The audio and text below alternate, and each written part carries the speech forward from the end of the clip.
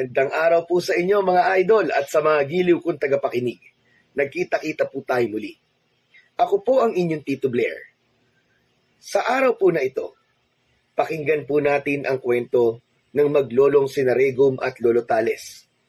Dahil sa banta ng mga aswang sa kanilang lugar, kinakailangan ni Lolo Tales na isalin sa kanyang apong si Regum ang kaalaman niya sa panggagamot. Binaunan niya rin ito ng mutya ng ulit-bangon. Ang mutya na ayon sa mga antingero ay hindi madaling mamamatay ang magtatanga nito. Dahil sa nagdaang alitan ng matanda at ng mga aswang, maiipit naman si Regum at magiging bihag. Ililigtas siya ng kanyang lolo, pero hindi naging madali ang lahat.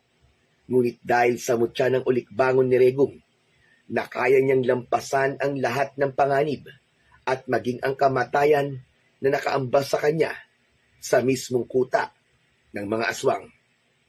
Ngunit bago ang lahat mga idol, huwag naman po nating kalimutan mag-subscribe at i-hit ang notification bell sa aking YouTube channel na The Voice Addict para sa mas marami pang makapigil hiningang kwentong aswang at katatakutan mula sa mundo ng kababalaghan. Umpisahan na po natin ang kwento. Hindi sa lahat ng oras, Apo. Nasa tabi mo ko. Kaya ngayon pa lang, kailangan mong matutong pangalagaan ang sarili mo. Pero Lolo, nandiyan naman po kayo, hindi ba?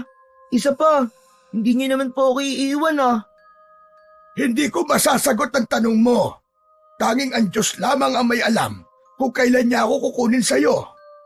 Pero nararamdaman ko na yun, Apo. Ang alin po, Lolo? Na malapit na akong kunin ng Diyos. Huwag naman po kayo mag-isip ng ganyan, Lolo. Alam ko namang ayaw niyong mawala ka sa akin eh. Paano na lang po ako kung wala ka na? Basta, Apo. Mas maigi ko ngayon pa lang. Pag-aralan mo na mga bagay na dapat mong malaman. Alam kong masyado pang maaga para sa'yo. Pero kailangan, wala tayong aaksayahing panahon. Oo na po, Lolo. Basta, huwag lang po kayo mag-isip ng kung ano-ano Ako po ang kinakabahan sa inyo eh. Napangiti na lang si Lolo Tales sa sinabi ng kanyang apo. Muli nitong sinabi na hindi dapat sila mag-aksaya ng oras at kailangan maisali na ng matandang albularyo ang kakayahan niya kay Regum. Sige po, Lolo. Payag na po ako sa gusto nyo. Alam kong walang ibang karapat dapat na magmana at matuto mula sa inyo kung hindi ako lamang. Mabuti naman kung ganon. Bukas na bukas din. Maghahanda tayo para sa pagsasanay mo. Dahil magsisimula na sa pagsasanay si Regum, minabuti niyang matulog na lamang pagkatapos niyang kumain. Maging ang kanyang Lolo Tales ay nagpahinga na rin ng maaga para maging handa silang pareho kinabukasan. Kinaumagahan. Bakit kaya wala ang Lolo Tales? Masyado pang maaga para bumangon Dulot ng kanyang pagtataka, nagpasya si Regum na bumangon na lamang at alamin kung nasaan ang kanyang lolo. May kutob din siyang baka nasa labas lang ito at nag-aasikaso ng kanyang mga pananim. Subalit, mas lalo siyang nakuryoso nang mapagtanto niyang wala roon ang matanda. Saan kaya nagpunta yun? Tignan ko nga ulit sa loob ng bahay kung naroroon ang kanyang itak. Patakbong pumasok sa kanilang bahay si Regum. Nang makapasok na, tiningnan niya kung naroon ang itak ng kanyang lolo at kinutuban siya ng hindi maganda. Paniguradong umalis na naman siya para tumugis ng mga aswang. Ilang beses na siyang umaalis nang hindi nagpapaalam Dahil hindi pa nakakauwi ang kanyang Lolo Tales, minabuti na lang niyang magsaing saka umigib ng tubig. Nang matapos na niya ito at nang maluto na niya ang sinaing, napagpasyahan niyang manguha ng panggatong sa malapit na gubat. Tamang-tama lang din to para pagka-uwi ni Lolo, may makakain na siya. Dumiretso siya sa loob ng gubat at sinimulan ang pangunguha ng panggatong. Nasa kalagitnaan siya ng pamumulot ng mga tuyong sanga nang may maaninag siyang gumagalaw sa hindi kalayuan. Agad na inisip ni Regum na baka mabangis na hayop yun. Kaya naman, naging mas maingat siya at nagdahan-dahan sa kanyang mga galaw. Mabangis na hayop kaya yan? Pero bakit parang umuungol? Umandar ang kanyang pagkakuryoso, kaya pilit niyang isinentabi ang kanyang takot na nararamdaman. Marahan siyang naglakad patungo roon. Habang papalapit siya sa bahagi kung saan merong gumagalaw, sinipat niya kung ano ang naroroon. Ganun na lamang ang gulat ni Regum nang mapagtanto niyang hindi mabangis na hayop ang nakita niya, kung hindi isang hubot-hubad na tao na puno ng sugat ang buong katawan. Huwag po! Huwag kang lumapit dyan! Lolo, saan po ba kayo nanggaling? Bakit hindi po ako pwedeng lumapit sa kanya? Kawawa naman po siya, Lolo. Marami po siyang sugat. Basta huwag kang lumapit dyan! Baka mapahamak ka! Patakbong lumapit ang matanda sa kinaroroonan ni Regum. Habang tumatakbo ito, hinugot niya ang kanyang itak. Umatras ka rin, Apo! Atras! Aswang yan! At siya ang hinahanap ko magmula pa kanina. Kung gayon, umalis po kayo para tumugis ng aswang? Tama ka, Apo. At hindi lang iisang aswang ang aking kinalaban. Isang buong tribo. Subalit may iilan sa kanila ang nakatakas. Kabilang ng isang to. Nilapitan ng matandang albularyo ang taong nakahandusay sa lupa at umuungol. Pagkakita niya rito, nakumpirma niyang ito nga ang aswang na kanyang hinahanap. Ito nga ang hinahanap ko. Humanda ka sa aking aswang ka. Ano pong gagawin niyo sa kanya, Lolo? Kung ano man ang nararapat, Apo, lumayo ka na muna at hindi mo dapat makita kung ano mang gagawin ko sa kanya. Pagkatapos nitong magwika, walang pagdadalawang isip na ginilitan ng matanda ang leeg ng aswang. Muling napaungol ang taong hubot-hubad at natigil lang yon nang bumulwak ang dugo sa kanyang lalamunan. Lolo! Pinatay niyo po ang taong yan! Oo, Apo, sapagkat kinakailangan. Kung hindi ko siya papatayin, darating ang araw at gaganti siya sa atin. Pero Lolo, mukhang wala naman na po siyang magagawa sa sitwasyon niya kanina eh. Diyan ka nagkakamali, Apo. Kayang maghilom ng sugat ng aswang. Lalawayan lang nila yan at oorasyonan. Tiyak na mawawala ang anumang sugat nila. Kahit na gaano pa ito kalalim o kalala. Kung gayon, talagang dapat pala sa aswang ang mamatay. Tama ka, Apo. Kung hahayaan natin siya mabuhay, mas marami pa ang kanyang mabibiktima. Nang masiguro na nilang wala ng buhay ang taong hubot-hubad, minabuti na nilang umuwi. Naging sapat na rin ang panggatong na naipon ni Regum para sa mga lulutuin nila kinabukasan. Nasa kalagitnaan na sila ng kanilang paglalakad nang muling nadako ang kanilang usapan patungkol sa pag-aaral ni Regum. Mamayang gabi, magsisimula tayo sa paglilinis ng iyong kaluluwa. Kapag natapos yun, ituturo ko na sa iyo mga paraan ng panggagamot na aking ginagamit. Gusto ko rin po sanang matutong lumaban sa mga aswang, Lolo. Masyado ka pang bata para humarap sa mga nilalang na yun, Apo. Kapag kumakalaban ka sa aswang, para mo nang nilalagay sa hukay ang isa mong paa. Kung gayon, kailangan ko pong mapagandaan ang mga nilalang na yun, Lolo. Gusto ko kapag dumating ang panahon, magagawa ko pong protektahan ng aking kapwa laban sa mga nilalang na yun. Sige, Apo. Huwag kang mag-alala. Handa akong turuan ka at alalayan sa lahat ng oras. Maraming salamat po, Lolo. Napakabuti po talaga niyo sa akin. Nagpatuloy sila sa kanilang paglalakad hanggang sa marating na nila ang kanilang bahay. Dahil parehong gutom ang maglolo, nagpasya silang kumain na muna ng agahan. Nasa kalagitnaan sila ng kanilang pagkain nang biglang nakaramdam ng kakaibang kaba si Lolo Tales. Lolo, ano po nangyayari sa inyo? Bakit po?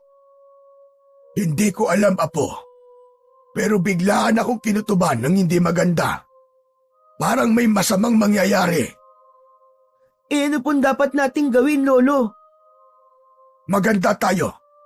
Malakas ang kutob kung susugurin tayo ng mga aswang dahil sa ginawa kong paglusob sa tribo nila. Ang ikinakatakot ko lamang, Baka nanghingi sila ng tulong sa iba pa nilang kauri. Kung gayon, Lolo, mas mainam siguro kung aalis na lamang tayo dito sa ating baryo. Magpakalayo-layo na lang po tayo, Lolo. Hindi. Dito lang tayo, Apo. Haharapin ko sila at uubusin. Huwag lamang silang magkakamaling pati ikaw ay kakantiin nila. Ibang usapan na yon. Lolo Tales, mas maigi siguro kung turuan na lang po niyo akong lumaban sa mga aswang. Makakatulong po ako sa inyo, kahit pa ako isang bata lamang. Sinabi nang hindi ka pa handa, Regum. Kung yan ang nais mo, sige. Pero hayaan mo akong magbaho ng mutya sa balat mo. Mutya po? Oo, Apo. Babaunan kita ng mutya ng ulikbangon para kahit paanong gawin ng mga aswang sa'yo, hindi ka nila mapapatay. Sige po, Lolo Tales. Nang matapos na sila sa kanilang pagkain, agad na naghanda ang maglolo. May kinuha si Lolo Tales mula sa kanyang mga gamit sa panggagamot. At nang tingnan yun ni Regum, nakita niya ang isang kulay itim at maliit na parang bato. Medyo mahapdi lang sa una ang ating gagawin. Pero mas madaling maghihilom ang sugat mo kapag inorasyonan ko na. Sige po, Lolo. Titiisin ko po ang apdi. Nang makapwesto na si Regum, agad na hiniwa ng matanda ang balat ng bata gamit ang kanyang patalim. Siniguro niyang hindi malalaglag ang kung anumang ibabaon niya rito. Nang matapos yun, inilibing na ni Lolo Tales sa balat ng kanyang apo ang maliit na bagay. Saka umusal ito ng orasyon, sabay ihip sa sugat ni Regum. Iyan na! May baon ka ng mutya ng ulikbangon. Aampat ang pagdurugo niyan at mas mapapabilis ang paghilom ng sugat mo. Hala, tama ka nga po, Lolo.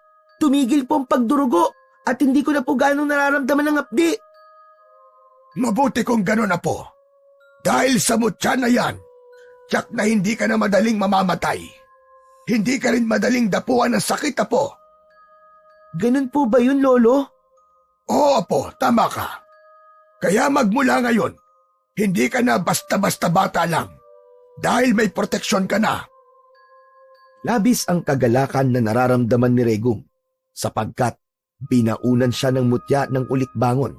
Alam niyang bunsod nun, kampante na siyang walang masamang mangyayari sa kanya. Kayo po, Lolo, nagbaon po ba kayo nito sa inyong katawan? Hindi na, Apo. Hindi ko kailangan ng mutya ng ulikbangon. Marami rin kasi ako mga dalang gamit na alam kong magpoprotekta sa akin sa anumang oras. Kaya po pala wala kayong takot na sumuong sa kuta ng mga aswang? Napangiti lang si Lolo Tales sa kanyang apo. Nang hindi na gaanong mahapdi ang sugat ni Regum, nagpasya silang dalawa na bumaba sa kanilang bahay para sana magpahangin. Subalit saktong pagkabukas nila ng pintuan, biglaan silang nakarinig ng paghuni ng tiktik na umaaligid sa kanilang bahay. Wag pala tayong bumaba, Apo. Mahirap na at baka may nagmamatsyag na aswang sa paligid. Aswang po ba yung umaaligid, Lolo? O, Apo, at siya kung tayo ang pakay niyan. Sandali lang at ako na lang pala ang bababa. Sasama sana si Regum sa kanyang lolo, ngunit pinigilan siya nito. Kinuha na lang ng matanda ang kanyang itak at lampara, saka pumanaog sa kanilang bahay. Nang naroon na siya, naglibot siya at gumala sa paligid. Walang ano-ano, napatingala na rin sa kalangitan si Regum nang makarinig siya ng papalapit na pagaspas ng pakpak. Subalit dahil may kadiliman ang paligid, hindi niya ganong naaninag ang itsura ng nilalang. Ang alam lang niya, may malapad itong pakpak at may nagbabagang mga mata. Bilis, Apo! Isarado mo mga bintana! May aswang nga na umaaligid dito! Mag-iingat ka at baka dagitin ka niya! Bababa ko dyan, Lolo! Tutulungan po kita! Wag na, Apo! Kaya ko na ito! Isarado mo na lang ang mga bintana at pintuan! Bubuksan mo lamang yan kapag sinabi ko na! Sige po! Kahit na may pag-aalinlangan man, isinara pa rin ni Regum ang bintana at pintuan. Naghanap na lamang siya ng siwang kung saan pwede siyang makasilip para matingnan niya ang labas. Habang nasa ganoong sitwasyon, Nakita niyang sinusugod ng malaking ibon ang kanyang lolo. Buong tapang namang hinarap ng matandang albularyo yon at nilabanan. Diyos ko, patnubayan niyo po ang aking lolo. Walang ano-ano, may kung anong ibinulong ang matanda sa kainihip yon sa direksyon ng malaking ibon. Halos marindi si Regum noon nang biglaang napahuni ng matinis ang ibon. Ilang sandali pa, bumagsak yon sa lupa. Ngayon, wala ka ng takas, hayop ka. Kung inaakala mong maaawa ko sa'yo, diyan ka nagkakamali. Habang pinagmamasdan sila'y napapalunok na lang ng laway si Regum. Alam niya ang susunod na mangyayari. Kaya naman, minabuti niyang umalis na lang sa bahagi kung saan siya nakasilip.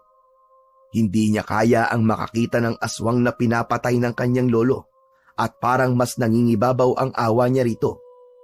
At pagkatapos ng ilang minuto, Apo, pagbuksan mo na ako. Wala na ang aswang. Sandali lamang po, lolo. Lumapit si Regum sa pintuan at binuksan ito. Tumambad sa kanya ang kanyang lolo na hapong-hapo. Wala na ang aswang, apo. Pinatay ko na. Pero lo, posible po ba na may iba pang aswang na susugod dito sa atin? Oo, apo. Kaya kailangan natin makapaghanda. Hindi natin alam kung kailan o kung gaano man karami ang susugod na aswang. Mamaya, magsisimula ka na sa iyong ensayo. Opo, lo. At nang may makatulong na po kayo sa ginagawa niyong panggagamot at maging sa pagpuksa ng mga aswang. Basta, apo, pagdating sa mga aswang, wag na wag mong paiiralin ng awa. Baka kasi bumaliktad ang sitwasyon at ikaw pa ang malagay sa dehado. Sige po, lolo. Tatandaan ko po ang mga sinabi niyo. Dahil sa sinabi ng matanda, pinilit ni Regum na alisin sa kanyang puso ang awa para sa mga aswang. Naisip niyang tama ang matanda sa sinabi nito. At kung nagkataon, ay baka siya pa ang malalagay sa alanganin kung paiiralin niya ang awa. Nang masiguro nilang wala ng ibang aswang sa paligid, minabuti na lang nilang dalawa ang magpahinga at matulog. Pero bago yun, siniguro muna nilang hindi mabubuksan ang kanilang mga pintuan at bintana. At nang nakahiga na sila, Matulog na tayo, apo. Maaga tayong gigising bukas para makapagsimula ka ng iyong ensayo at pag-aaral. Opo, lolo. Matutulog na po ako. Tuluyan nang nakatulog ang batang si Regum. Hindi na siya nakapag-isip patungkol sa aswang na napaslang ng kanyang lolo. Ang tanging isinaalang-alang niya ay ang paghahanda ng kanyang sarili at isipan para sa kanyang pagsasanay. Kinabukasan, naunang nagising ang matanda kay Regum. Hinayaan na muna niya itong natutulog. Pero nang pumatak ang alas 5 ng umaga, ginising na ng matanda ang bata. Regum! Regum, apo! Gising na at nang makapaghanda ka na. Sige po, lolo. Maghahanda na po ako. Bumangon si Regum at inunat ang kanyang buong katawan. Nang matapos yon, nagpasya na silang dalawa na simulan ang pagsasanay ni Regum. Una sa lahat, tinuturuan siya ng kanyang lolo ng dasal para sa paglilinis ng kanyang kaluluwa. Pagkatapos nun, kung ano-ano pang ritual ang ginawa ng matanda. Ngayong medyo may alam ka na sa mga dasal, kailangan mo na lang na magdebosyon sa libretang ginagamit ko at sa espiritong pinapatungkulan nito. Sige po, lolo. Kahit na 49 na araw pa ang gugulin ko sa pagdidebosyon, ayos lang po yun. Ang mahalaga, makabisa ko ang mga salitang nakapaloob sa libreta. Teka na sa labas para masimulan na natin ang pagsasanay mo sa pakikipaglaban. Sige po. Nakahanda na po ako sa pag-iensayo para sa pakikipaglaban. Dala ang kanya-kanyang arnis at itak. Bumaba silang dalawa. Kahit na hindi pa man gaanong maliwanag ang paligid, nagsimula na sila sa kanilang pag-iensayo. Magmula ng araw na yon, maaga silang nagigising para magsanay. Sa tulong ng kanyang lolo Tales, hindi lamang katawan ang pinalakas ni Regum, kung hindi pati na ang kanyang espiritual na kakayahan. At isang gabi, Dito ka lang sa bahay, apo. May hinang-hingi sa akin ng tulong at kailangan niyang maitaboy ang aswang na umaaligid sa kanilang bahay. Buntis daw kasi ang kanyang anak. Sasama po ako sa inyo, Lolo. Wag na! Dito ka lang at na makapagpahinga ka. Kailangan mo ng pahinga para mas lalo kang lumakas. Lo, basta po mag-iingat kayo Sige, Apo. Ikaw rin, mag-iingat ka dito. Huwag kang basta-basta magbubukas ng bintana at pintuan. Baka may umaaligid na aswang sa paligid kung ano pang gawin nila sa'yo. Subukan lang nila at nang malaman nila kung anong kanilang hinahanap. Basta, Apo. Mag-iingat ka rito. Sige na, mauuna na ako Sige po, Lo. Ingat po kayo. Nang umalis na si Lolo Tales, sinundan pa siya ng tingin ni Regum patungo sa pintuan. Nung makababa na ang matanda, sa hindi malamang dahilan ni Regum, ay nakaramdam siya ng kakaibang kaba. Lo, mag-iingat po kayo Bumalik po kayo kaagad. Sige, Apo. Mabilis lang ako. Kailangan ko lang napaalisin ang aswang na gabi-gabing bumibisita sa bahay ng isa nating kanayon. Inanaw na lang ni Regum ang kanyang lolo na mabilis na naglakad paalis. Habang pinagmamasdan niya ito, mas lalo siyang binalot ng kaba. Hindi niya alam kung ano ang rason nun, kaya ipinagdasal na lang niya ang kaligtasan ng kanyang lolo Tales. Nang medyo nakalayo na ito, nagpasya na siyang isara ang pintuan at maging ang mga bintana. Pagkatapos nun, tumungo siya sa kanilang papag at minabuting mahiga na lamang doon. Makaraan lang ang ilang sandali. Bakit kaya parang may kumakatok sa bintana? Ano kaya yun? Wala namang sanga na posibleng tumama doon sa bintana para gumawa ng ingay Lumakas ang kabog ng puso ni Regum. Pinutuban siya ng hindi maganda, kaya nagmatsyag siya sa paligid. Ilang sandali pa, mas lalong lumakas ang pagkatok at napagtantungan ni Regum na sa bintana yon nagmumula. Sino yan? Huwag ka magbibiro ng ganyan. Baka pagsisiyan mo ang ginagawa mo kung tagain kita dyan. Biglang tumahimik ang ingay na naroroon. Bunsod nito, napakunot ng noo si Regum, dulot ng kanyang pagtataka. Marahan siyang naglakad papalapit sa bintana. Naging alerto na lamang siya sa kung anumang posibleng mangyari. Nung naroroon na siya, marahan niyang binuksan ang bintana. Hala, wala naman Ano kaya yun? Teka, walang niya! Pakawalan niyo ako! Pakawalan niyo ako!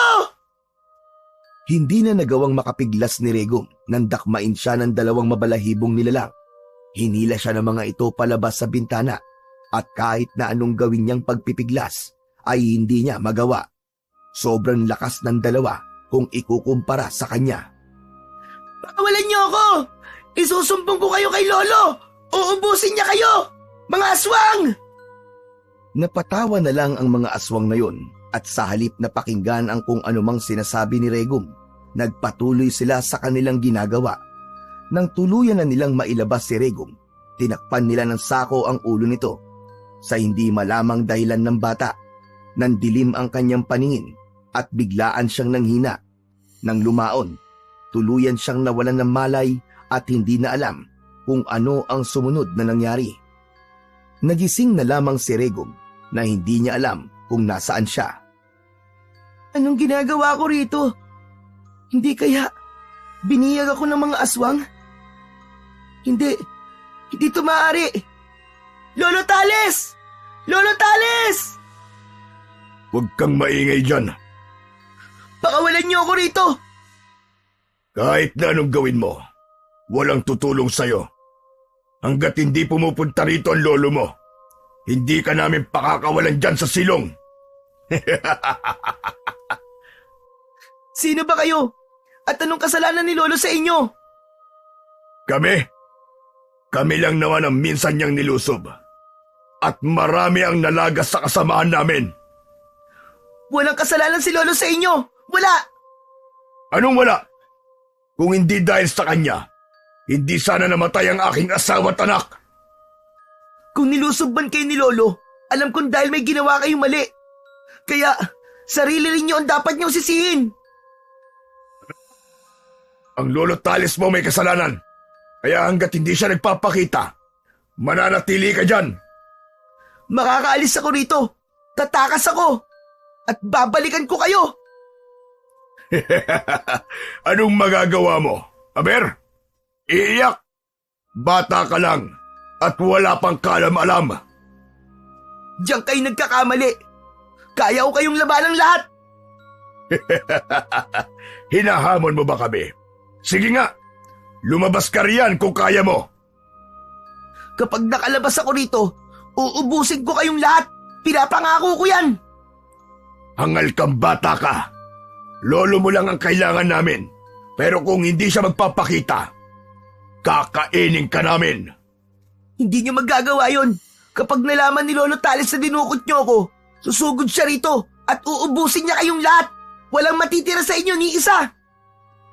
Nakasalang na sa apoy ang kawa at kumukulo na ang tubig doon. Kapag hindi siya nakarating hanggang bukas ng gabi, sa mga susunod na araw, kakatayin ka na namin. Pakawalan niyo ako rito, mga hayop kayo. Tingnan natin kung sino mamamatay sa atin. Bata ka nga. Diyan ka na muna at maghahanda kami sa pagdating ng Lolo Talis mo. Umalis ang pinuno ng mga aswang at maging ang mga kasama nito. Nang wala na sila, sinubukang sumilip sa labas ni Regum. Napailing na lang siya nang mapagtanto niyang nasa silong nga siya. Sinubukan niyang gibain ang nakaharang sa silong na yon. Ngunit kahit na anong gawin niya, ay hindi niya magawang sirain yon. Dinukot nga nila ako. Humanda silang lahat kapag nakawala ako rito. Susunugin ko ang kuta nila. Mga walang yang aswang. Sinubukang maghanap ni Regum ng bahagi kung saan pwede siyang makalabas.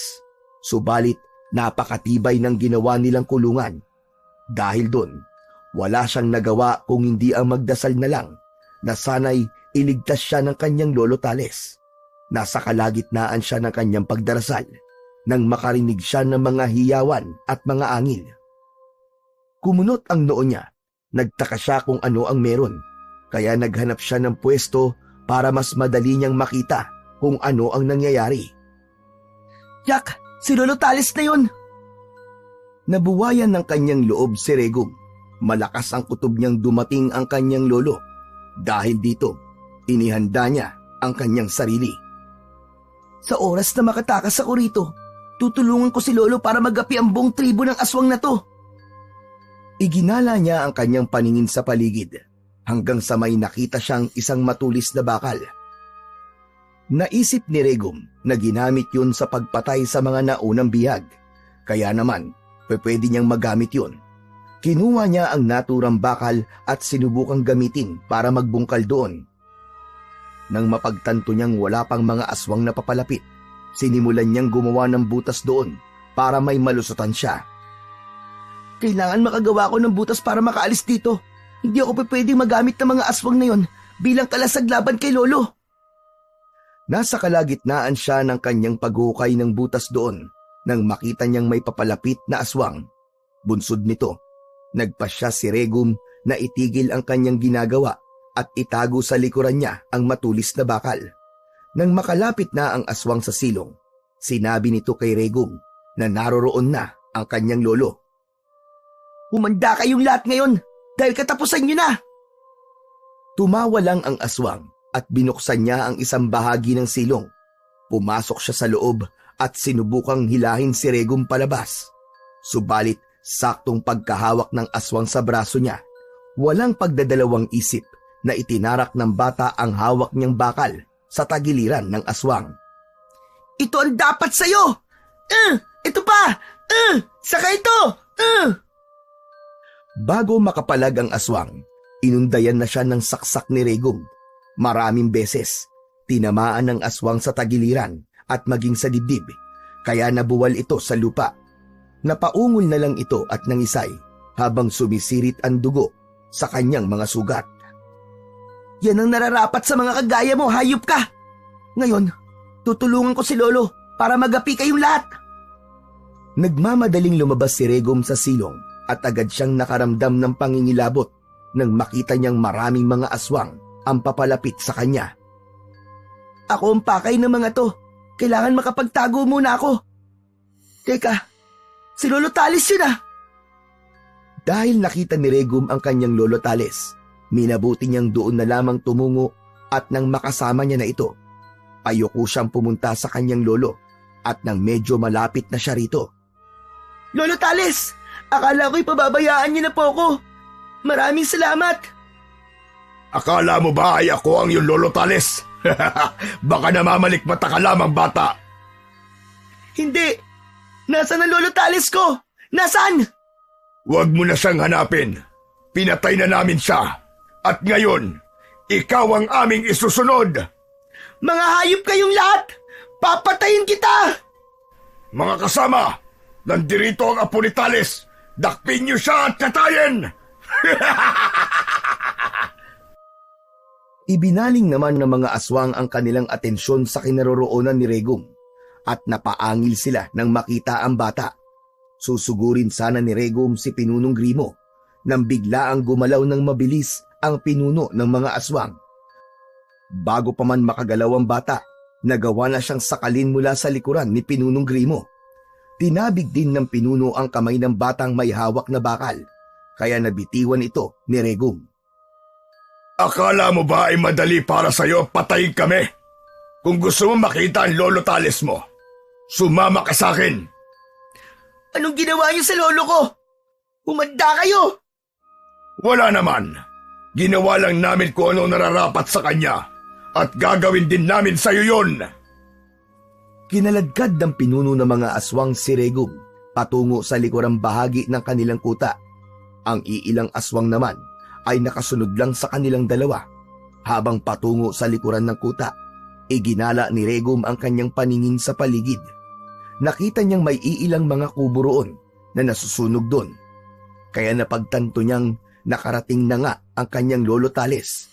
Nang naroroon na sila sa likurang bahagi ng kuta, nakita ni Regum ang kanyang lolo na nakabigti. Puno ng sugat ang katawan at wala ng buhay. Yan! Yan ang Lolo Tales mo! Yan ang kabayaran sa mga ginawa niya sa amin! Hayop kayo! Mga demonyo! Pagbabayaran niyo ang ginawa niyo sa kanya! Wala kaming dapat pagbayaran! Marami!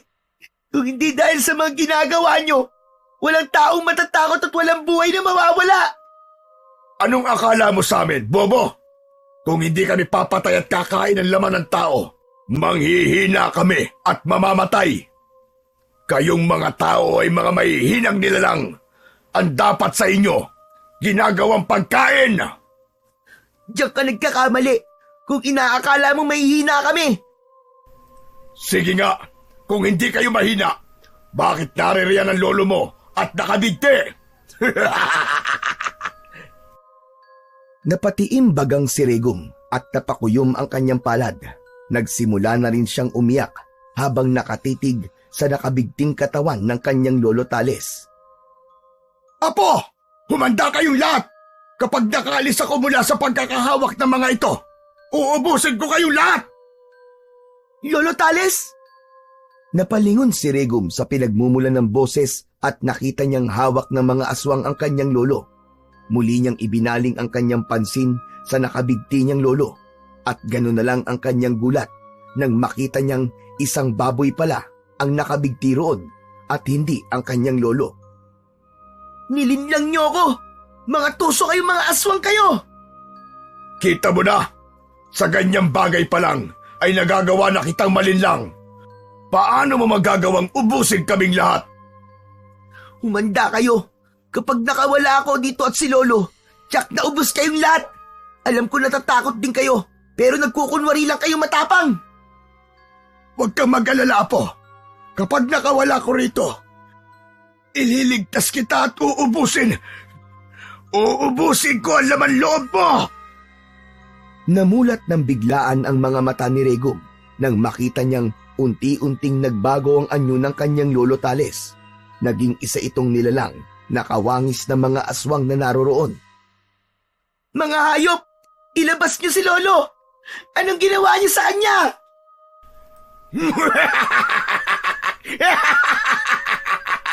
Ikalawang beses na ito. Hindi mo kami kaya sa ganyang aspeto. Kaya huwag kang magmamayabang bata. Walang magagawa ang lolo mo para patayin kaming lahat. Pilit na nagpumiglas si Regum. Habang ginagawa yon, panay ang tawa ng mga aswang. Sige, pakakawalan kita. Pero sinisiguro ko sa'yo na hindi ka makakalabas ng buhay dito. Sige, bigyan niyo ako ng pagkakataon. Kung talagang malakas kayo, hindi kayo papatol sa bata. Kung yan ang kagustuhan mo, sige. Hanapin mo rito ang lolo mo. Pero wag na wag kang magpapakita sa amin dahil tsak na ang kamatayan mo. Agad na pinakawalan ng pinuno ng mga aswang si Regum. Sakto namang nakawala siya nang biglaan siyang nakarinig ng sunod-sunod na pagtawag sa kanya ng kanyang lolo. Nang mapalingon ang bata sa isang dako, labis ang galit na naramdaman niya nang makita niya na ang 8 mga aswang na paparating ay kamuka ng kanyang lolo Tales. Hindi niyo na ako malilinlang. Alam kong wala sa inyo si Lolo Tales. Isa sa kanila ang lolo mo at ikaw lang ang makakaalam kung sino siya sa kanila. Walang niya kayong lahat. Humanda kayo kapag nagkataon. Dahil alam ni Regum na posibleng nililinlang lang siya ng mga aswang doon, nagpasya siyang tumakbo para makalayo sa kanila. Dinig pa niyang nagtatawanan ng mga aswang, kaya alam ni Regum na pinaglalaruan lang siya ng mga ito. Nasa kalagitnaan siya ng kanyang pagtakbo nang may marinig siyang ungol. Natitiyak ko! Si Lolo Tales na yun! Hinanap ng bata ang kinaroroonan ng kanyang Lolo Tales hanggang sa makarating siya sa isang kubo. Napagtanto niyang doon nagmumula ang ingay na kanyang naririnig. Kaya naman, nagpasya siyang maghanap ng siwang sa dingding. Nung may makita siya, sinubukan niyang sumilip doon at nawari niyang may nakagapos sa loob nun. Lolo Tales, huwag ka mag-alala! Ililigtas kita, sandali lang! Nilapitan ni Regum ang pintuan at nang subukan niya itong buksan, bigla ang may kumalabit sa kanya. Pagkalingon ni Regum, nalaman niyang isa palang aswang ang nasa likuran niya, kaya mabilis siyang umalis sa kanyang pwesto. Sakto namang may naapakan siyang isang bagay na halos 2 dipa niya ang haba, kaya kinuha niya ito. Sige, lumapit ka at nang malaman natin kung hanggang saan ang kakayahan mo, itatara ko sa puso mo ang sibat na to. Napaangil naman ng aswang at sa isang pagkisap ng mga mata ni Regum, sumugod ito sa kanya. Hindi naman natinag ang bata sa aswang at ginamit niya ang mga nalaman niya sa pakikipaglaban. Kahit pa na mabilis ang aswang, nagawa siyang sugatan ni Regum na naging rason para mabuwal ito sa lupa. Ang dapat sa inyo, mamatay! Walang pagdadalawang isip na itinarak ni Regum ang sibat sa puso ng aswang. Dahil sa kanyang ginawa, napaungol na lang ang nilalang at agad ding binawian ng buhay. Nang malaman ng bata na patay na ang aswang na umatake sa kanya, nagmadali siyang umalis at lumapit sa pintuan ng kubo. Lolo Tales! Nalaman ni Regum na may nakatali pala sa pinto. Kaya sinira niya yon gamit ang kanyang hawak na sibat. Saktong pagkapasok niya, napatitig din ang matandang nakagapos. Isinara ulit niya ang pinto para hindi madaling mahalata na naroroon siya sa loob ng kubo. Lolo Tales, sandali lang, kakalagan kita! Habang papalapit si Regum sa kanyang lolo, sa hindi niya inaasahan, ay biglaan siyang nakaramdam ng init. Lumakas din ang pintig ng kanyang puso at nagsimula siyang kabahan. Maraming salamat, Apo. Nandito ka. Akala ko hindi na ako makakaligtas. Mabuti't hindi ka nila nagawang mapaslang. Hindi po nila ako mapapatay, Lolo. Sandali po at puputulin ko mga taling nakagapos sa inyo. Teka, bakit nga ba parang kampante kang hindi mapapatay ng mga aswang na yon? Bigla ang natigilan si Rego nang itanong yun ng kanyang lolo. Alam niya sa kanyang sarili na kahit na matanda na ang kanyang lolo Tales, matalas pa rin ang kanyang isipan. Hindi! Hindi ikaw si Lolo Tales! Sira ulo ka! Sino ka? Huwag mong sabihin na isa ka ring aswang! Apo, ako ito. Ang Lolo Tales mo. Ano ba nangyayari sa'yo at nagdududa ka sa akin? Kung ikaw si Lolo Tales, bakit may mga bagay kang nakalimutan patungkol sa akin? Teka, ano bang ibig mo sabihin? Hindi ko na kailangan pang sabihin sa'yo. Sabihin mo sa akin na totoo. Kung hindi, itatara ko sa'yo ang sibat na to. Inambahang sisibatin ni Regum ang Lolo Tales niya, kaya namilog ang mga mata ng matanda. Ano ka ba, Apo? Ako ito. Bakit balak mo akong patayin? Ano ba nangyayari sa'yo? Sige na, Apo. Kalagan mo na ako ng tuluyan at nang makatakas sa tayo rito. Hindi. Hindi ikaw si Lolo Tales ko. Kung talagang ikaw si Lolo Tales, dapat alam mong hindi ako kayang paslangin ng mga aswang dahil meron kang... Ano ba? Kalagan mo na ako. At paparating na mga aswang dito. Bilisan mo na, Apo. Natigilan si Regum. Narinig niya ang sunod-sunod na yabag na papalapit sa kubo kung nasaan sila. Kaya mabilis siyang lumapit sa tapat ng dingding, saka sumilip sa siwang doon. Ano ka ba, Apo? Bakit parang nagdududa ka sa akin? Ako nga ito, ang Lolo Tales mo. Sige na, pakawalan mo na ako at baka maabutan pa tayo ng mga aswang. Kung talagang ikaw ang Lolo Tales ko, ano ang pangalan ng aking ama't ina, ha? Nakalimutan ko. Patawad, Apo. Kalagan mo na ang tali ko, bilisan mo na. Hayop ka! Hindi ikaw ang lolo ko! Kung ikaw ang lolo ko, alam mo sana kung anong ginawa mo sa akin para hindi ako madaling mapapatay ng mga aswang. At sana'y alam mo ang pangalan ng aking mga magulang. Ako nga ang lolo mo. Kinuha ng mga aswang ang iba kong alaala para makalimutan ko ang ilang bagay. Pero ako talaga, lolo mo, maniwala ka sa akin. Nagsasabi ako sa totoo, Apo. Magsasalita pa sana si Regum nang makarinig sila ng pagyabag sa tapat ng pintuan. Kasunod nito, humalampag ang pintuan. Dahil alam ni Regum na mahuhuli siya kung nagkataon at dahil sa matinding tensyon na nararamdaman niya, naniwala siya sa matandang nakagapos. Yan, ganyan nga. Bilisan mo, Apo. Baka mabuksan na nila ang pintuan. Noon din, tuluyang kinalagan ng bata ang matandang nakagapos. Sakto namang nabuksan ng mga aswang ang pintuan at tumambad kina Regum ang mga nilalang na may nagbabagang mga mata. Sinasabi ko na nga ba? At nandito ka lamang, bata. Anong ginawa mo sa apo ko? Bakit mo siya pinadukot? Ako lang ang may kasalanan sa inyo.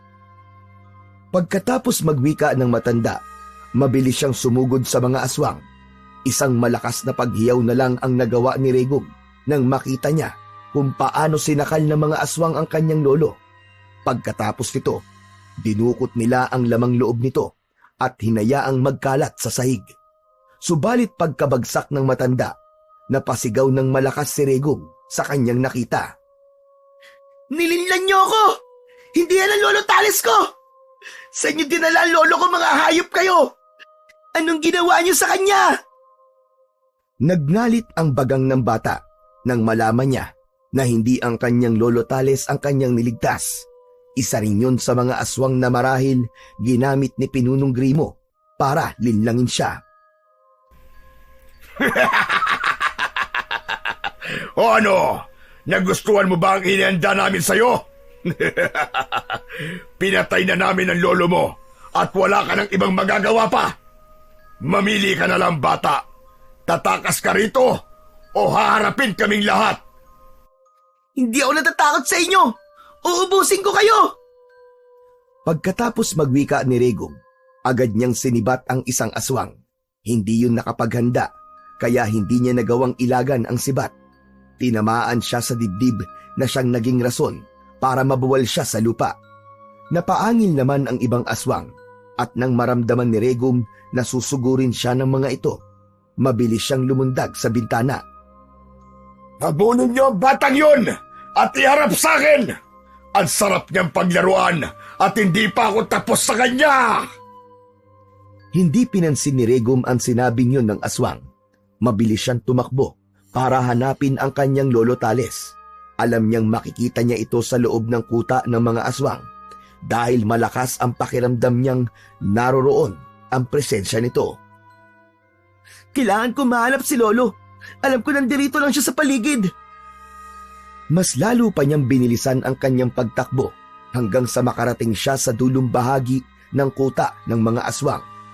Nang naroroon na siya, nagdalawang isip siya kung tatakas ba siya o lalabanan ang mga aswang. Subalit nang makita niyang papalapit na sa kanyang kinaroroonan ang mga nilalang, nagpasya siyang labanan sila. Naghagilap siya ng pepwede niyang magamit upang maging armas hanggang sa may nakita siyang nakatarak na sibat doon na may nakasabit na ulo. Hindi ito maaari. Nililinlang lang ako ng mga aswang na yan. Noon din, kinuha ni Regum ang ulong nakasabit sa sibat at hinugot ito sa lupa. Sinipat pa niyang maigi yun at napakunot-noo siya nang makita niyang hindi pa rin nagbabago ang anyo ng ulo. Kahit na kinakabahan siya, inisip pa rin niyang nililinlang lang siya ng mga aswang. Humanda kayong mga aswang kayo sa akin. Hindi niyo alam kung ano ang kayang gawin ng batang to. Minabuti ni Regum na pumwesto sa masukal na bahagi kung saan hindi siya madaling makita ng mga aswang. Umusal na rin siya ng orasyon para sa tagabulag para hindi siya mapansin ng mga ito. Saktong pagkatapos niyang magdasal ng orasyon, may isang aswang na papalapit sa kanyang pwesto. Ito ang nararapat sa kagaya mo! Walang agam-agam niyang sinibat ang aswang at tinamaan ito sa ulo. Agad na nabuwal ang nilalang, kaya tumakbo si Regum para lapitan ang nilalang na yon. Hinugot niya ang kanyang sibat at nang makita nitong may nakasukbit na itak sa tagiliran ng aswang, kinuha niya yon. Humanda ka sa akin, Grimo. Hindi ako magdadalawang isip na patayin ka. Iisa-isain ko kayo hanggat hindi niyo inilalabas ang lolo ko. Noong mga sandaling yon, nakita niyang may dalawang aswang na papalapit sa kanyang pwesto. Dahil dito, hinugot niya ang itak at inihanda rin niya ang kanyang sibat. Nung ilang dipa na lamang ang layo sa kanya ng mga nilalang, walang pagdadalawang isip niyang sinibat ang isa sa kanila na naging rason para sa agaran nitong pagkabuwal. Nang makita ni Regum na napalingon sa kanya ang kasama ng aswang na sinibat niya, tumakbo siya upang sugurin ito. Papatayin kita! Humanda ka! Umangil ang aswang na yon at sumalubong siya kay Regum. Hindi naman nagpatinag ang bata at kahit na alam niyang mas maliksi ang aswang kesa sa kanya, nilabanan pa rin niya ito. Ilang beses na nagawang makailag ng aswang. Ngunit nang tinaga siya ni Regum mula sa ilalim, hindi niya nagawang ilagan yon at tinamaan siya sa tiyan. Natigilan ang aswang, kaya naman nagkaroon ng pagkakataon si Regum para tagain siya sa leeg. Agad ding nabuwal ang aswang na yon. Kaya nilapitan na lang ng bata ang aswang saka hinugot ang kanyang sibat. Talagang ang mapangas kang bata ka. Sige mga kasama, paligiran yan at balatan ng buhay. Hindi ako natatakot sa inyo. Uubusin ko kayong lahat. Ano ang magagawa mo? Mag-isa ka lang at marami kami.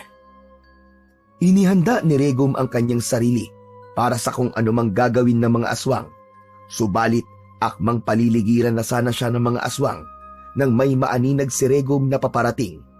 Lumakas ang kabog ng kanyang puso at nakaramdam siya ng saya. Hindi siya nag-iisa! Kasama niya ako! Kaya humanda kayong lahat! Alice, ikaw pala. Mabuti at nagpakita ka na. Kanina pa namin pinaglalaruan ang apo mo rito. Pero hanggang ngayon, hindi pa rin kayo nananalo. Yun ang dahil ipinanganak kayong talunan, mga walang kwentang aswang. Sa ating dalawa, ikaw ang talunan, Tales. Nagawa mong mapatay ang ama ko dati, pero nagawa pa rin naming itaguyod ang aming lahi. At ito kami ngayon, mas malalakas at mas makapangyarihan pa kesa dati. Hindi pa talaga kayo nadadala. Sinubukan pa ninyong dukutin ang aking apo. Dinukot namin siya dahil alam naming hahanapin mo siya at ililigtas. Hala sige, Unahin na matandang yan! Pagpiestahan nyo! Pagkasigaw ng pinuno ng mga aswang, agad na pinaligiran ng mga kasamahan nito si Lolo Tales. Napasigaw naman si Regum at inihanda ang kanyang sarili. Ibinaling ni Pinunong Grimo ang kanyang pansin sa bata at noon din nilapitan niya ito at sinubukang hulihin. Mag-iingat ka, Apo! Tuso ang aswang na yan! Sige po, Lolo. Ako pong bahala rito. Mag-ingat din po kayo. Bigay kayo ng paalala sa isa't isa. Parang isa sa inyo ang mamamatay. Hindi sa amin. Isa sa ating dalawa. At sisiguraduhin kong ikaw yon. Tignan na lang natin.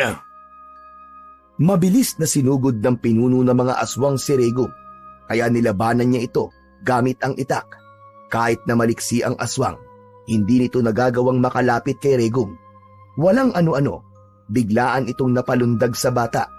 Nakita ni Regum at nabasa kung ano ang kanyang binabalak, kaya napaatras ito at saka buong lakas na tinaga ang aswang.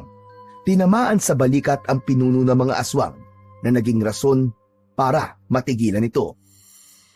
Ha! O ano? Ang hina mo naman pala, Grimo, dahil nagawa kang sugatan ng isang bata na wala pang karanasan sa pakikipaglaban. Humanda kang bata ka! Muli pa sanang tatagain ni Regum ang pinuno ng mga aswang. Subalit nakita niyang naghilom ang sugat nito. Kasunod nun, unti-unting nagbago ang anyo ng aswang at naging isa itong dambuhalang aso na halos kasintangkad na ni Regum. Tignan natin kung ano ang magagawa mo, bata! Kahit magpalit ka pa ng anyo sa kung anumang hayop, hindi ako natatakot sa'yo! Mabilis siyang nilundagan ng pinuno ng mga aswang at dahil doon, nabuwal si Regum. Agad naman siyang napatayo at kinuha ang kanyang sibat at itak. Muli pa sanang aatake ang pinuno ng mga aswang sa kanya, pero sinibat ito ni Regum. Tinamaan ang pinuno ng mga aswang sa hita, kaya natigilan ito. Agad din siyang nagpalit ng kanyang anyo at muli siyang naging mabalahibong tao. Ikaw ba talaga ang pinuno nila? Bakit parang ang hina mo? Pinagbibigyan lang kita, bata. Inaakala mo bang ipapakita ko sa iyo ang totoo kong lakas at kapangyarihan?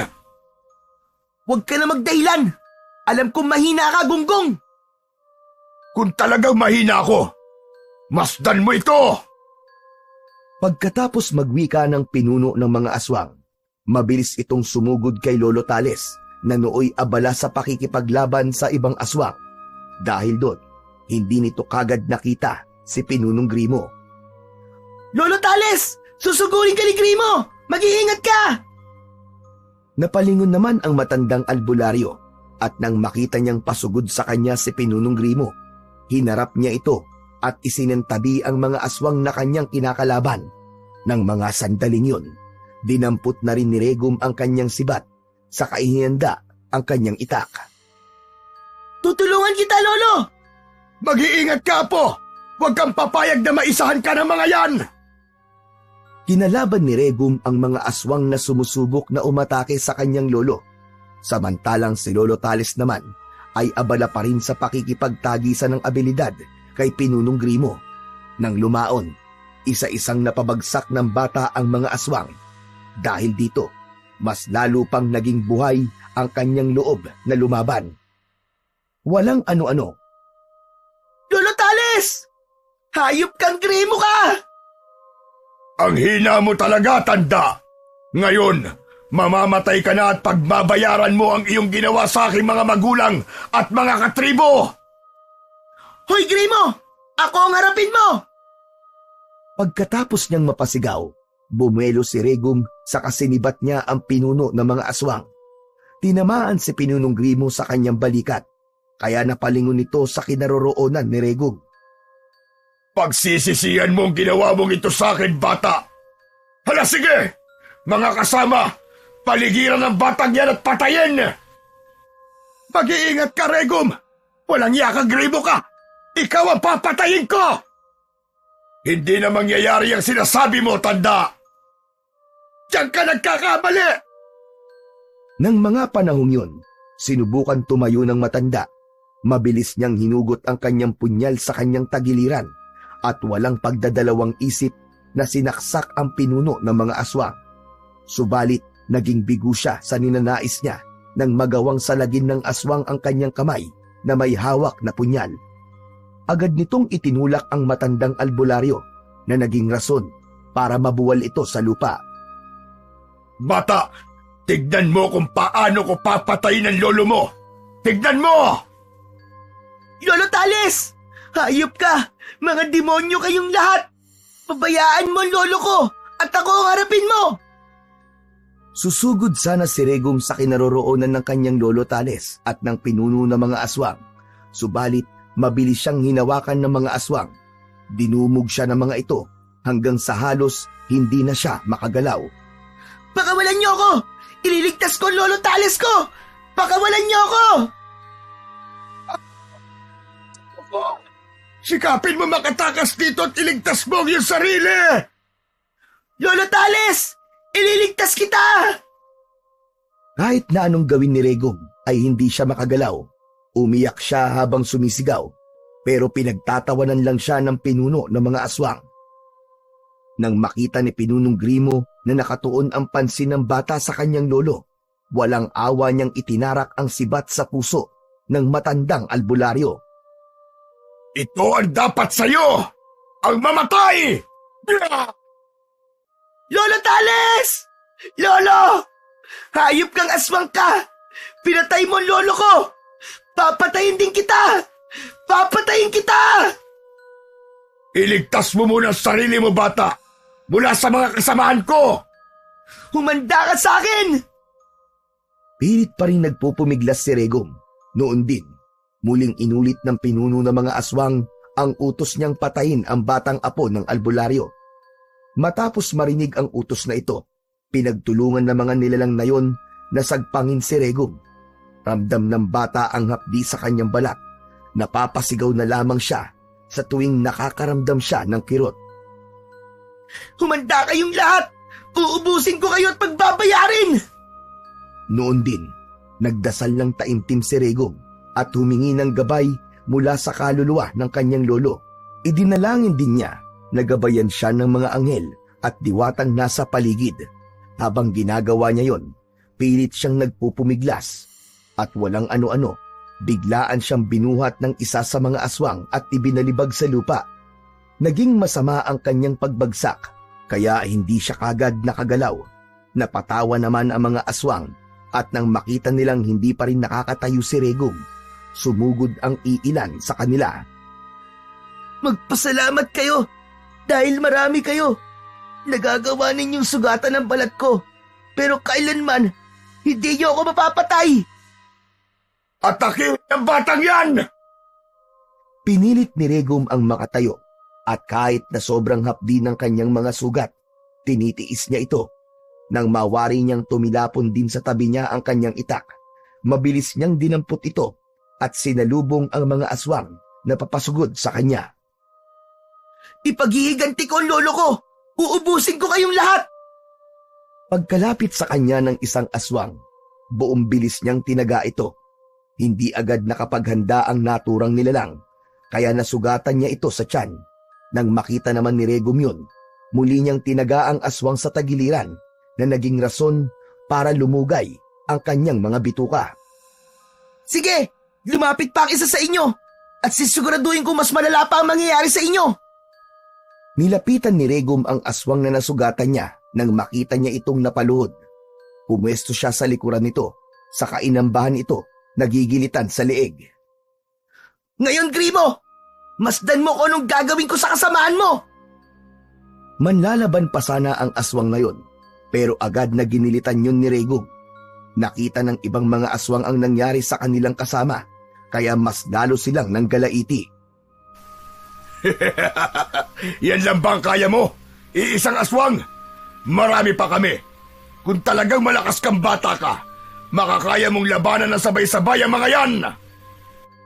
Kayang-kaya ko kayong lahat. Ngayon wala na si Lolo. Wala na akong pakialam kung ano man ang mangyayari sa akin. Malas mo lang na bata. Hindi mo na mararanasan ang tumanda. Sumenyas ang pinuno ng mga aswang sa mga kasama niyang malapit na kay Regum. Sabay-sabay na umatake ang mga ito kay Regum, kaya naghanda ang bata. Sa halip na makaramdam ng takot, nagpakatatag si Regum at mas naging alerto siya. Nang sumugod sa kanya ang isang aswang, walang pagdadalawang isip niyang tinaga ang aswang. Umilag yun, ngunit bago pa man makagawa ito ng kung anumang binabala kay Regum, tinaga na niya ulit ang aswang. Tinamaan ito sa binti at naging rason para mapaluhod ito. Papatayin kitang hayop ka! Walang silbi ang aswang na yan. Kahit papatayin mo man yan, hindi mababawasan ang aming puwersa. Ang mahalaga sa akin, may paghihiganti ko ang aking lolo Tales! Tinaga ni Regum ang aswang. Sinubukan pa nitong salagin ang itak ng bata, pero hindi siya nagtagumpay. Ano ba? Ang hihina nyo! Patayin nyo na ang batang yan! Kapag nabigo kayo, ako mismo ang papatay sa inyo! Sige, sumugod kayo at nang malaman natin kung sino ang mahahatulan ng kamatayan!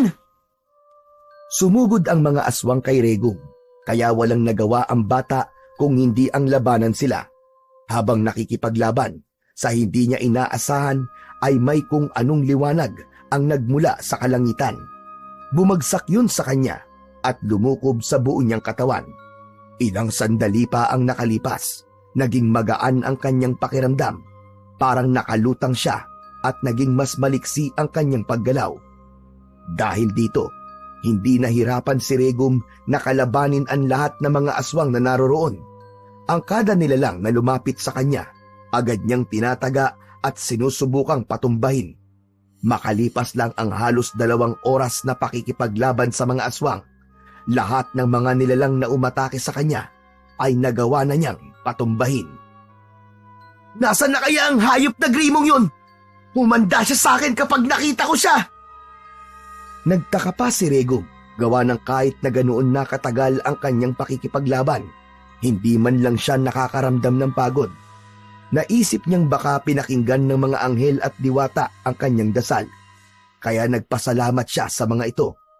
Habang nasa ganong sitwasyon, may naaninag siyang gumagalaw sa madilim na bahagi. Magkita ka sa akin! Magtutuos tayong dalawa! Bakit ka nagtatago sa isang batang katulad ko, ha? Hindi ako nagtatago sa iyo at gusto kong malaman mo na kahit kailan, hindi ako matatakot sa iyo! Kung gayon, harapin mo ako! Naubos ko na ang mga tauhan mo, kaya panahon na para tayo naman na magtuos! Huwag kang maging atat dyan, bata! Bigla ang naging tahimik ang paligid. Alam ni Regum na posibleng aatake sa kanya ng biglaan ang pinuno ng mga aswang, kaya inihanda niya ang kanyang sarili. Walang ano-ano. Ito! Ang tunay mong lolo!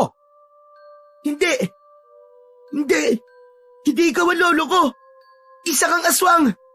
At ikaw ang walang niyang si Grimo! Maniwala ka sa akin, Apo! Hindi! Hindi ikaw si Lolo Tales! Nakalimutan kong pinatay ko na pala ang lolo mo. Binalak pa sana kitang linlangin, pero hindi pala uubra. Nagkamali ako! Demonyo ka! Papatayin kita! Hindi ako papayag na hindi ko may paghihiganti ang pagkamatay ng lolo ko! Diyan ka nagkakamali. Hindi kita bibigyan ng pagkakataon para may paghiganti mo ang pagkamatay ni Tales. Nang mga panahong yun, ang aswang na gumaya sa itsura at boses ni Lolo Tales ay bumalik sa tunay niyang anyo. Napangisi ito kay Regum at bago pa man makapagsalita ang bata, mabilis itong sumugod sa kanya. Hindi naman natakot si Regum at minabuti niyang salubungin ang aswang. Papatayin kitang aswang ka! Kung kaya mo ang lakas ko! Mas lalong naging mabilis ang galaw ng aswang at hindi na ito kayang sabayan pa ni Regum. Hindi niya nailagan ang mga atake ni Pinunong Grimo, kaya napuno ng kalmot ang kanyang katawan. Naliligo siya sa kanyang sariling dugo at nanghina ang kanyang mga tuhod. Mas magiging madali na sa akin ang paslangin ka, bata! Ano kaya ang lasa ng atay mo? Diyan ka nagkakamali. Hindi ako papayag na mapaslang mo lang nang hindi ako lumalaban sa'yo. Mapapatay mo muna ako bago mo ako lantakan. Kung gayon, bumangon ka riyan at kalabanin ako! Pinilit ni Regum ang bumangon kahit na kumikirot ang buong katawan niya. Subalit dahil alam niyang maghihilom din kagad ang mga sugat niya, hindi siya nakaramdam ng pangamba. Saktong pagbangon niya, may nakita siyang figura ng taong naglalakad patungo sa kinaroroonan nila. Napakunot noo si Regum, gawa ng pamilyar sa kanya ang galaw na yon. Tales! Paanong nabuhay pa ako? Matagal ko nang alam ang ritual para magkaroon ng mga pinalakad. Kaya sinubukan ko yon upang gayahin ang aking muka at pagkatao. Kung gayon, napagtagumpayan mong gawin ang ritual para magkaroon ka ng sarili mong pinalakad. Tama ka riyan, primo.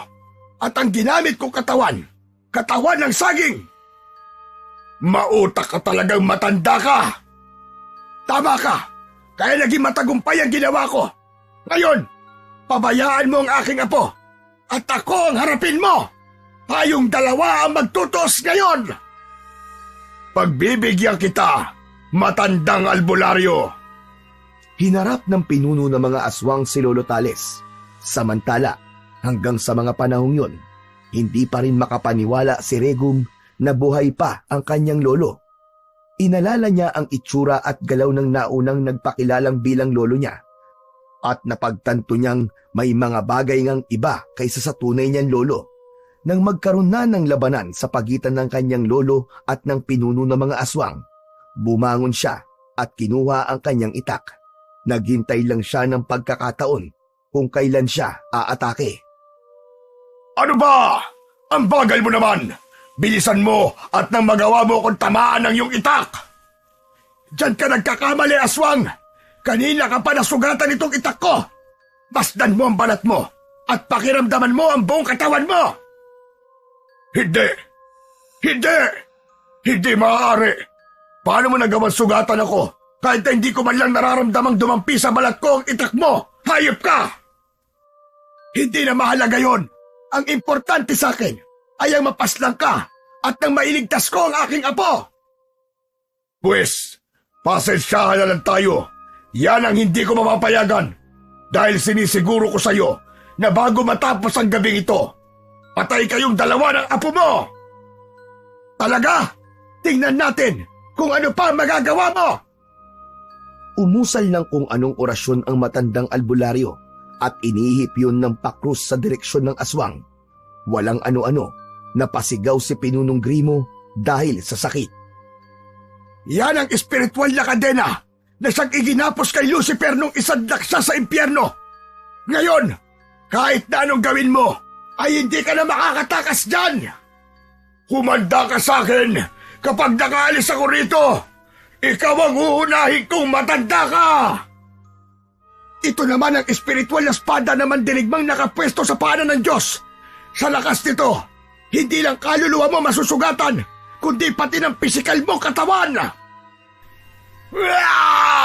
Ang sakit! Hayop ka, tanda! Napahiyaw na lang ang pinuno ng mga aswang dahil sa sakit na kanyang naramdaman. Subalit kahit na halos mamatay na ang aswang, nagpatuloy pa rin si Lolo Tales sa pagtaga sa ere habang nakaharap dito. Makalipas lang ang ilang minuto, mas lalo pang dumami ang sugat sa katawan ni Pinunong Grimo. Sumirit ang dugo niya at naligo siya sa sarili niyang dugo. Lolo Tales! Apo ko, akala ko hindi na kita maaabutan ng buhay rito. Napalapit si Regum sa kanyang lolo at napayakap dito na mahigpit. Umiyak na rin siya at sinabi kung ano ang nangyari at kung paano siya nakarating sa kuta ng mga aswang. Sige! Magyakapan kayo na mahigpit at baka yan na ang huli niyong pagyayakapan sa isa't isa! Tumahimik ka riyan! Ito ang dapat sa'yo! Ikinumpas ng matandang albularyo ang kanyang kamay at kasabay nito, napaubo ang aswang. Sinubukan pa nitong magsalita pero parang nagiging paos ang kanyang tinig. Kapag magsasalita ka pa, puputulin ko ang dila mo! Hindi ako natatakot! Alam kong hindi mo magagawa yan! Mahina ka pang klase ng albularyo! Oo, tama ka! Mahina lang ako, pero kaya kitang patayin! Nasa kalagitnaan ng pagyayakapan sina Lolo Tales at Regum nang mapansin nilang nagagawa na ng aswang ang makagalaw. Demonyo kan talaga! Nagawa mo makontra ang mga dasal ng Arkanghel! Hindi mo lang alam kung anong kaya kong gawin. Kaya kitang paluwain ng mga pako ngayon! Sige! Subukan mo! At nang malaman natin kung ano magiging balik sa'yo! Napatawa na lang ang pinuno ng mga aswang sa sinabi ng matanda. Pilit itong nagpumiglas, pero pagkaraan lang ng ilang sandali, napasigaw ito ng ubod ng lakas. Yan ang napapala mo! Kailanman, hindi ka na makakatakas dyan! Dahil hindi ka nagawang makawala riyan ng pinakamalakas na dyablo! Kapag nakawala ko rito, hayop ka! Titiyakin ko magsisisi ka sa ginawa mong ito! Napapikit ang pinuno ng mga aswang dahil sa kirot ng kanyang buong katawan, dulot ng espiritual na kadena. Sige, pakakawalan kita at nang matuldukan na natin ang iyong buhay! Musal ng dasal si Lolo Tales at noon din mismo, nakawala ang pinuno ng mga aswang. Napahalakhak ito ng malakas. Malas mo lang at pinakawalan mo ko, tanda! Ikinumpas ng aswang ang kanyang kamay at sa isang iglap lamang, umangat mula sa lupa si Regum. Lolo! Lolo Tales! Tulungan mo ako! Hayop ka talagang aswang ka! Mabilis namang inatake ng matandang albularyo si Pinunong Grimo at buong lakas na tinaga ito sa dibdib. Napaungol ang aswang, kaya naibaba niya ang kanyang kamay. Kasunod nito, bumagsak sa lupa si Regum. Demonyo ka! Ang dapat sa'yo ay mamatay! Sinubukang itarak ni Lolo Tales ang kanyang itak sa dibdib ng aswang. Subalit ganun na lang ang kanyang gulat nang naging maliksi ang paggalaw ni Pinunong Grimo. Inagaw nito ang itak sa matanda at agad na sinakalito. Ngayon, mamili ka! Buhay mo o buhay ng apo mo? Hayop ka! Idinamay mo pa pati ang apo ko! Inaakala mo bang hindi ka niyan papatayin kung may gagawin ka masama sa akin? Ikinumpas ni Pinunong Grimo ang kanyang kamay at may kung anong puwersang tumama kay Regum. Ilang beses niyang ginawa ito at halos magkalasog-lasog na ang katawan ni Regum. Huling pagkakataon mo na para pumili, tanda. Sa pagkakataong ito, tutuluyan ko na ang apo mo. Patayin mo na lang ako. Ako na lang at wag na ang apo ko. Maawa ka sa kanya. Hayaan mo siyang makaalis dito. Kung iyan ang kagustuhan mo, yan ang masusunod. Akmang gigilitan sana ng pinuno ng mga aswang ang matandang albularyo. Pero nakapag-usal ng dasal ang matanda para tigalpuhin ang aswang. Nabitiwan ng aswang ang itak na hawak niya at napasapu ito sa kanyang ulo. Nagsimula itong magwala na parang may kung anong nangyayari sa kanya. Noon din, napahawak siya sa kanyang magkabilaang tenga at tinakpan ito. Animoy, may kung anong nakakarinding ingay siyang napapakinggan. Yan ang nararapat sa'yo. Mamaya lamang. Dahil sa nangyayari sa'yo, ay sasabog na yung ulo mo. Nang makita ni Lolo Tales ang kanyang apo na hirap sa pagbangon, patakbo siyang lumapit doon at inalalayan ito. Ano apo? Ayos ka lang ba? Wala namang nabaling buto sa'yo. Wala naman po, Lolo. Sadyang masakit lang po ang katawan ko dahil sa ginawa ng aswang na yan. Ano po ba nangyayari sa kanya, Lolo? Yan ang epekto ng tigalpong itinira ko sa kanya. Natutulog siya at kapag hindi niya kinaya yan, sasabog ang kanyang ulo at mamamatay siya. Kung gayon po, kailangan na natin makaalis sa lugar na to. Huwag mo na, Apo. Hindi natin alam kung kaya niya yan o hindi. Kapag nakaya niya, tsak na mag-aasik pa yan ng lagim at tsak na gagantihan niya tayo. Ano po mainam nating gawin, Lolo? Patayin natin ang aswang na yan bago tayo umalis para makasiguro tayong payapa na ang ating buhay. Nagsimulang maglakad ang dalawa patungo sa kinaroroonan ng pinuno ng mga aswang. Habang naglalakad, naaninag ni Regum ang kanyang sibat, kaya tinungo niya kung saan ito tumilapon. Akmang babalik sana siya sa kanyang lolo. Natigilan siya at napasigaw nang makita niyang papasugod sa kanyang lolo Tales, ang aswang. Lolo! Papalapit po sa inyo ang aswang! Agad namang inihanda ng matandang albularyo ang kanyang sarili. Pero bago pa man siya makagawa ng hakbang para protektahan ang kanyang sarili, sinunggaban na siya at sinagpang ng aswang sa kanyang leeg.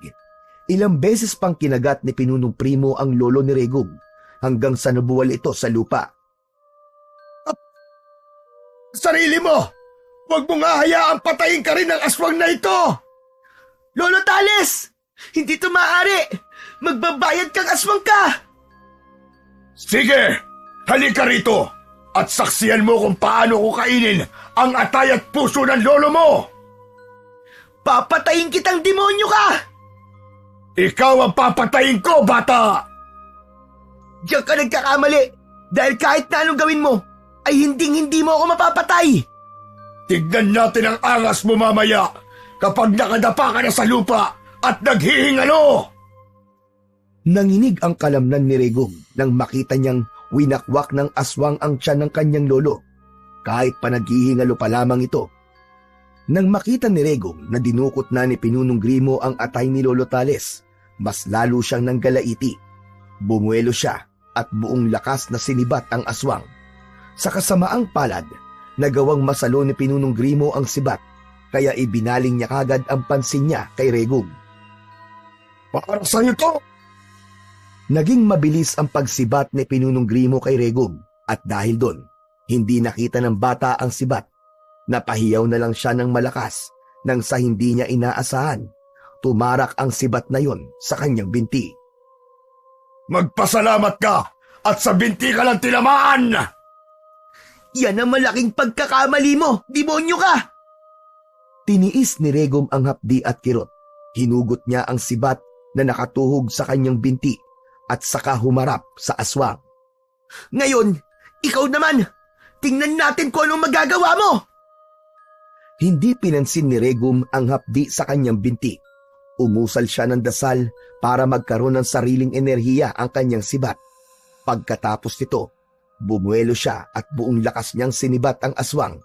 Maging siya ay halos hindi makapaniwala dahil habang papalapit ang sibat sa aswang, nakita niyang nagiging marami ito, subalit iisa lang ang hindi nagliliwanag.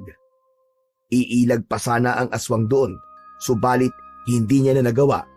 Nabuwal siya sa lupa at napuno ng sugat ang kanyang katawan. Hindi na rin niya nagawa pa ang makagalaw dahil sa mga sibat. Hayop ka talagang bata ka! Anong ginawa mo sa akin? Yun ba? Sinibat lang naman kita ng pinagsamang sibat ni Longhino at ng sibat ni Arkanghel Miguel. Ngayon, tingnan mo ang sarili mo! Kapag nakawala ako rito, papatayin kita! Hindi ka na makakawala dyan, Hunghang. Makakaganti na rin ako sa'yo dahil sa pagpatay mo kay Lolo. Nang mga panahong yun, nakita niya ang itak ng kanyang lolo, kaya dinampot niya ito noon din. Paika-ika siyang napatakbo para lapitan ang aswang.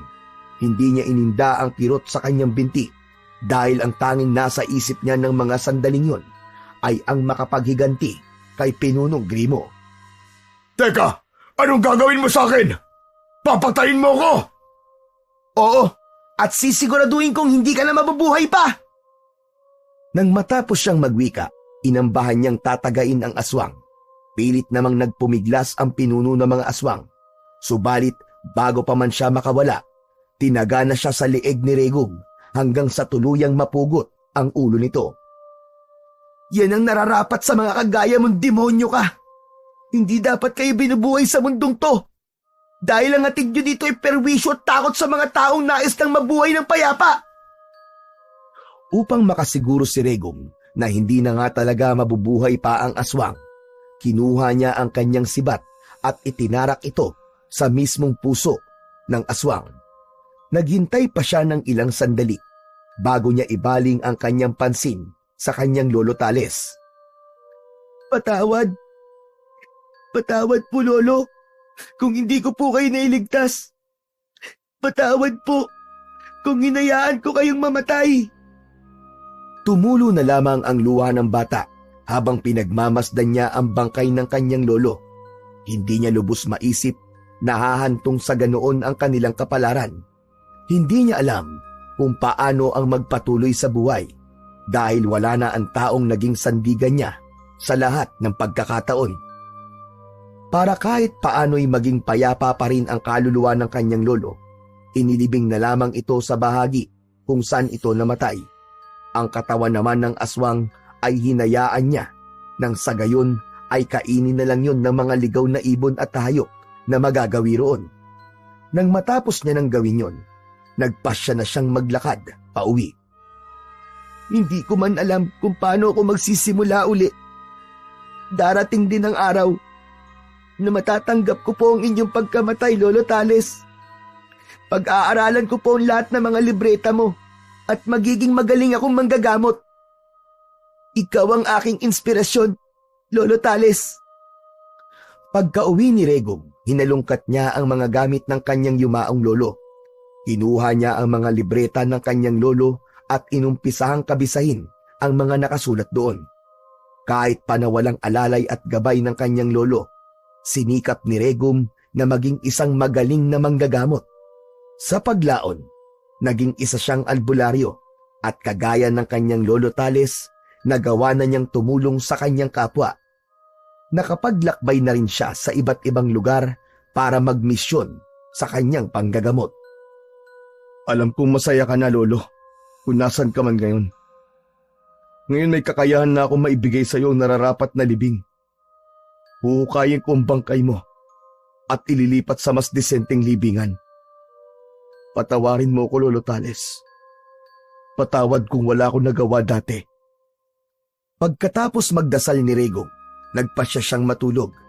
Maaga pa kasi siyang aalis kinabukasan para hukayin ang bangkay ng kanyang lolo Tales na kanyang nailibing sa lugar na bahagi ng kuta ng mga aswang. Kampante siyang walang masamang mangyayari sa kanya roon dahil may mga pangontra siya at alam niyang kaya niyang labanan ang mga aswang kung sakaling meron man. Kinabukasan, nang magising siya, umalis siya kagad na dala ang pala at sako na paglalagyan niya ng kalansay ng kanyang lolo. Nang naroroon na siya, hinukay niya ang pinaglibingan at nagulat siya nang hindi man lang nabulok ang bangkay ng kanyang lolo Tales kahit na matagal ng panahon ang lumipas. Dahil dito, dinala niya sa simbahan ang labi ng lolo niya at pinabindisyonan. Pagkatapos nito, inilibing niya ito sa sementeryo kasama ang iba pa nilang mga kamag-anak. Pagkatapos nun, muling nagpatuloy sa buhay si Regong at ipinagpatuloy niya rin ang panggagamot at pagtulong niya sa kanyang mga kababaryo at maging sa mga karatig lugar. Naging bantog ang kanyang pangalan at kinilalang ang pinakamagaling na albularyo ng panahong yun. Palagi naman niyang sinasabi sa mga tao na wag lang sa kanya magpasalamat dahil higit sa lahat, ang dapat pasalamatan at lahat ng papuri ay para sa Panginoon na siyang lumikha sa lahat. Umaasa naman si Regong na wala ng aswang ang aataking muli o manggugulo sa baryo. Ngunit kung sakali man, nakahanda siyang lumaban upang protektahan ang mga tao laban sa mga kampon ng kadiliman.